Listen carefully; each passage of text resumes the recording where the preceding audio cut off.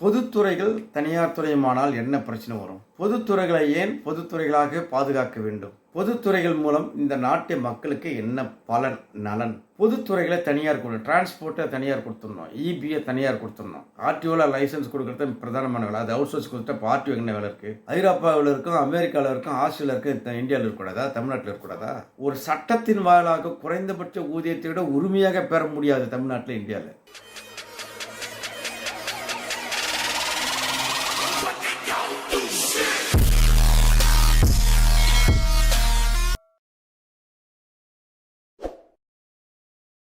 அனைவருக்கும் வணக்கம். நான் உங்கள் டிஜே சங்கர். நாம் நிறைய விழிப்புணர்வு கொண்ட பதிவுகளை போட்டுட்டு வரோம். குறிப்பாக இளைஞர்களுக்கான, மாணவர்களுக்கான, வறுமை ஒழிப்புக்கான பல்வேறு வீடியோக்களை போட்டுட்டு வரோம். தொடர்ச்சியாக நாட்டில் அவ்வப்பொழுது வந்திருக்கக்கூடிய, முன்னுக்கு வந்திருக்கக்கூடிய வேலைவாய்ப்புகள், வேலை இழப்புகள் சம்பந்தமாகவும் நம்ம பேசிட்டு வரோம். அதில் ஒரு பகுதி இப்பொழுது பேச போகிறது பொதுவாக பொதுத்துறை வங்கி, பொதுத்துறைகள், அரசனுடைய, மாநில அரசினுடைய பொதுத்துறைகள், மத்திய அரசுடைய பொதுத்துறைகள். கிட்டத்தட்ட மாநில அரசில் ஒரு 25க்கும் மேற்பட்ட பொதுத்துறைகள் இருக்குது. மத்திய அரசில் ஒரு 65க்கும் மேற்பட்ட பொதுத்துறைகள் இருக்குது. அந்த பொதுத்துறைகளை எல்லாம் தனியாருக்கு கொடுத்து விட வேண்டும் என்று மோடி அரசு மிகப்பெரிய அளவுக்கு முயற்சிகளை எடுத்து வந்தது. இப்போ எலெக்ஷன் ஜூன் 4 ரிசல்ட், யார் ஆட்சி அமைப்பாங்கன்னு தெரியல. ஒருவேளை மோடி தலைமையிலான பிஜேபி ஆட்சி அமையுமானால் பொதுத்துறைகள் அனைத்தும் தனியார் துறைக்கு போயிடும். இது ஒன்று நம்ம பேசுறது, அது உள்ள கருக்கக்கூடிய ஒரு விஷயம். பொதுவாக பொதுத்துறைகள் தனியார் துறையுமானால் என்ன பிரச்சனை வரும்? பொதுத்துறைகளை ஏன் பொதுத்துறைகளாக பாதுகாக்க வேண்டும்? பொதுத்துறைகள் மூலம் இந்த நாட்டு மக்களுக்கு என்ன பலன், நலன் என்று பல்வேறு விஷயங்கள் இருக்கு. பொதுவாக இந்த பொதுத்துறைகளை எல்லாம் தனியாருக்கு கொடுத்து விட வேண்டும் என்று கோட்டாவில் வராதவர்கள், அதாவது மேல்தட்டு மக்கள் நினைப்பாங்க. ஏன்னா அவங்களுக்கு அந்த கோட்டா வேணுமானாக பலன் கிடையாது. அதனால் அவங்க என்ன நினைப்பாங்கன்னா, மெரிட் பேசிஸ் எக்ஸாம் வச்சு டெஸ்ட் வைக்கட்டும், நாங்கள் பாஸ் ஆகிட்டு வந்தோம் அப்படி நினைப்பாங்க. அது என்னன்னா, தனியார் துறைக்கு போயிட்டா அந்த மாதிரி போயிடுவாங்க. பொதுத்துறையாக இருந்தால் அப்பவும் டெஸ்ட் இருக்கு. நேஷனல் டெஸ்டிங் ஏஜென்சி என்ற மூலிமா டெஸ்ட் வைக்கிறாங்க. பல வகையான டெஸ்ட் இருக்கு. தமிழ்நாட்டில் டிஎன்பிசின்னு இருக்கு, ரோஸ்டர் இருக்கு வச்சுங்களேன். அப்படிதான் வரும். தனியார் துறைக்கு போயிட்டா ரோஸ்டர் கிடையாது, கோட்டா கிடையாது. அவங்க எப்பொழுது போல ஈஸியாக உள்ள போயிடுவாங்க. அது ஒரு முக்கியமான பாயிண்ட். வேலை வாய்ப்புகள் சம்பந்தமாக பேசுகின்ற பொழுது இதை சொல்ல வேண்டியது ஒன்று. பலர் சொல்லலாம், அப்படி வச்சா என்ன தப்பு, அப்படித்தானே வரணும் அப்படின்னு நினைப்பாங்க. ஆனால் அதுக்கு மிகப்பெரிய ஒரு 200, 300, 400 ஆண்டுகளை வரலாறுகளை எல்லாம் நம்ம இப்போ சொல்ல முடியாது. ஆனால் நாம் அப்படி இருக்க முடியாது. இன்னும் ஒரு 50 ஆண்டுகளுக்கு இந்த இடஒதுக்கீடு என்பது, சமூக நீதி என்பது தொடர்வது யாராலும் தடுக்க முடியாது. அதை தடுத்து நிறுத்த வேண்டும் என்று யாராவது நினைத்தால் அதற்கு மக்கள் கண்டிப்பாக எதிர்வினையாற்றுவாங்க. பொதுவாக நான் இளைஞர்கள் சம்பந்தமாக சொல்ல வேண்டியது என்னன்னா, இந்த வங்கி துறையில் மிகப்பெரிய அளவுக்கு ஆட்கள் எடுத்துட்டு இருந்தாங்க. இப்போ ஆட்கள் எடுப்பது குறைஞ்சி போச்சு. லட்சுமி விலாஸ் வங்கி டிபிஎஸ் சிங்கப்பூர் வங்கியாக மாறிடுச்சு, தனியார் வங்கியாக மாறிடுச்சு. அதே மாதிரி ஒரு வங்கி மஜ்ரா வங்கி மாறி போயிடுச்சு, பேங்க் ஆஃப் மஜ்ரா மாறி போச்சு. பல வங்கிகளை இப்போ மெர்ஜ் பண்ண போறாங்க. மெர்ஜிங் வேலைகள் நடக்கு, ப்ராசஸ்ல இருக்கு. இது வங்கி துறையில. பொதுத்துறைகளை தனியார் டிரான்ஸ்போர்ட்டை தனியார் கொடுத்துடணும், இபியை தனியார் கொடுத்துடணும். இப்போ ஆர்டிஓ ஆபீஸ்ல லைசன்ஸ் கொடுப்பதை அவுட் சோர்சிங் பண்ணிட்டாங்க.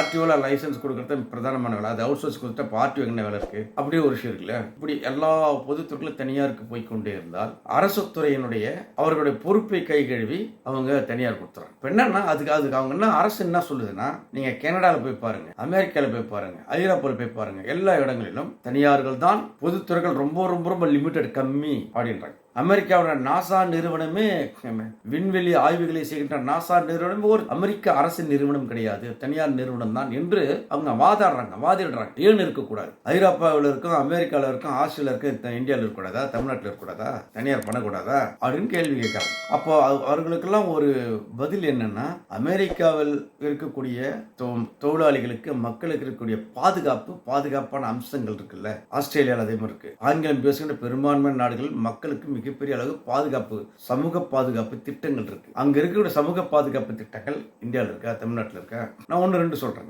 கனடா, ஆஸ்திரேலியா, நியூசிலாந்துல ஒரு குழந்தை பிறந்தால், குழந்தை பிறந்தவுடன் அந்த குழந்தை படிச்சு கிரேட் 12 முடிக்கிற வரையில் ஒவ்வொரு குழந்தைக்கும், நான் சொல்றது 3-4 வருஷம் $200, $200 கெனடியன் டாலர். கனடாவது Canadian dollars, Australia Australian dollars. அப்படி 200 இருந்து 300 ஒரு குழந்தைக்கு கவர்மெண்ட் அந்த குழந்தையோட அக்கௌண்ட்ல போடும். எதுக்கு? குழந்தையை வளர்ப்பதற்காக. தமிழ்நாட்டில் போடுவாங்களா, இந்தியாவில் போடுவாங்களா? ஒரு ஒரு குழந்தை பிறந்தால் குழந்தை பிறந்துக்கு ஒவ்வொரு மாதம் குழந்தைகளை பராமரிப்பதற்காக $200 போடுற மாதிரி தமிழ்நாட்டில் இந்தியாவில் போடுவாங்களா? போட மாட்டாங்க. ஒன்று. கல்வி படிப்பதற்காக அங்கு அரசு கல்வி, தரமான அரசு கல்வி இருக்கு, தரமான அரசு கல்வி இருக்கு, ஃப்ரீ எஜுகேஷன் இருக்கு. அந்த தரமான அரசு கல்வியை கொடுப்பதற்காக அரசுகள் நடவடிக்கை எடுக்கிறதா?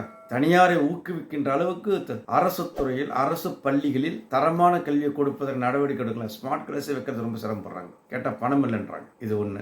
சுகாதாரம், அதாவது ஹெல்த் கேர், உடம்பு சரியில்லைன்னா ஹாஸ்பிட்டல் போய் காட்டினா ஃப்ரீங்க, கார்டு கொண்டு போய் காமிச்சா ஃப்ரீங்க. இப்போ வந்து ஹெல்த் இன்சூரன்ஸ் நமக்கு எங்களோட அரசுல கார்டு கொடுத்துருக்காங்க. என்ன பிரச்சனைங்க?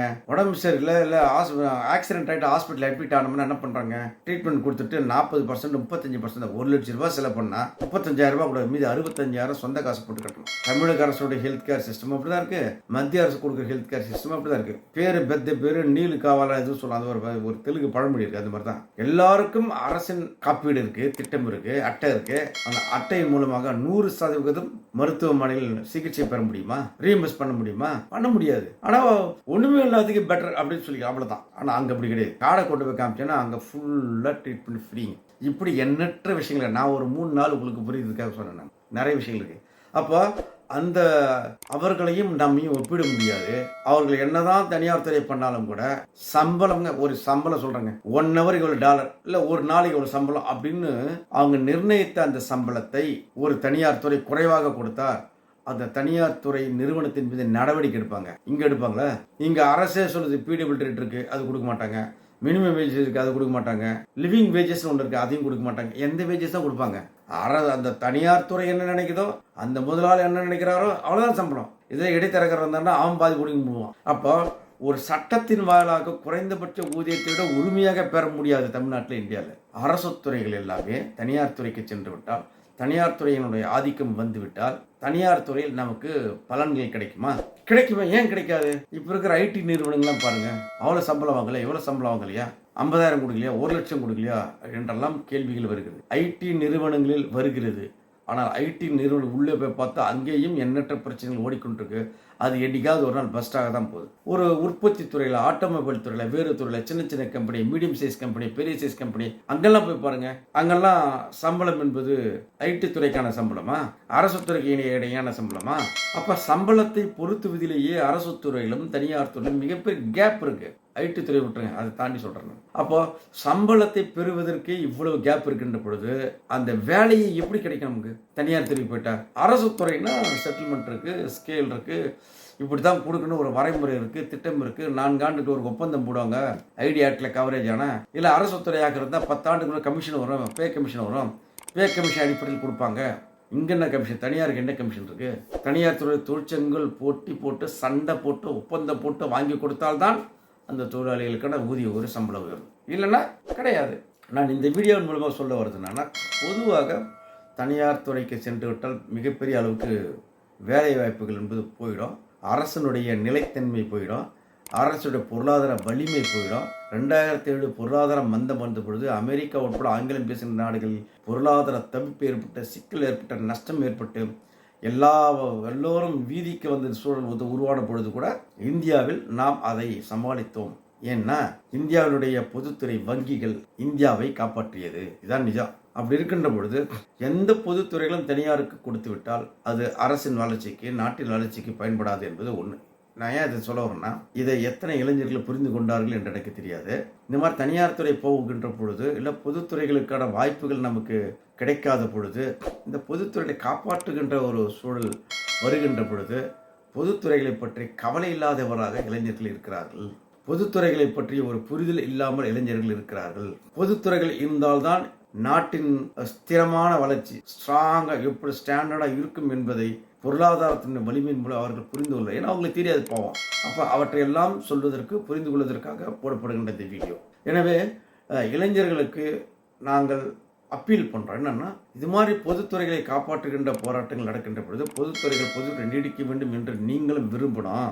அங்கே ஒன்றும் இங்கொன்றுமாக பொதுத்துறை வருகின்ற தவறுகள், நடக்கின்ற தவறுகளை வைத்துக்கொண்டு ஒட்டுமொத்தமாக பொதுத்துறைகளை தனியார் போகணும் என்ற முடிவுக்கு வரக்கூடாது. ஏனென்றால் பொதுத்துறை என்பது இந்த நாட்டினுடைய வலிமையை பறைசாற்றுகின்ற விஷயம். பொதுத்துறை என்பது இந்த நாட்டில் இருக்கக்கூடிய ஏழை எளிய இளைஞர்களுடைய வாழ்க்கை தரத்தை உயர்த்துகின்ற விஷயம். பொதுத்துறைகள் என்பது சமூக மாற்றத்திற்கான சமூக நீதியை கொடுக்கின்ற ஒரு மிக மிக முக்கியமான அரசு துறை நிறுவனங்கள் என்பதை நீங்கள் உள்வாங்கிக் கொள்ள வேண்டும் என்பதற்காக போடப்படுகின்ற வீடியோ இது போன்ற பல்வேறு வீடியோக்கள் நம்ம பல்வேறு கருத்துக்களை தொடர்ந்து பேசிக்கொண்டே வருகிறோம். உங்களுடைய கருத்துக்கள், நான் சொல்லுகின்ற கருத்துக்களில் மாறுபாடு இருக்கும் என்று சொன்னால் போடுங்க, கமெண்ட் பாக்ஸில் போடுங்க. என்னுடைய வீடியோக்களை தொடர்ந்து பார்க்கின்ற நண்பர்களுக்கு ஒரு வேண்டுகோள், கமெண்ட் பண்ணுங்கள், லைக் பண்ணுங்கள், ஷேர் பண்ணுங்கள், சப்ஸ்கிரைப் பண்ணுங்கள். குறிப்பாக கமெண்ட் பண்ணுங்கள், ஏன் எதற்காக என்று கேள்விகளை எழுப்புங்கள் என்று உங்களை அன்போடு கேட்டுக்கொண்டு மீண்டும் வேறொரு காணொளியில் சந்திக்கின்ற அன்டில் தென் பாய். நான் உங்கள் TJ சங்கர். நன்றி, வணக்கம்.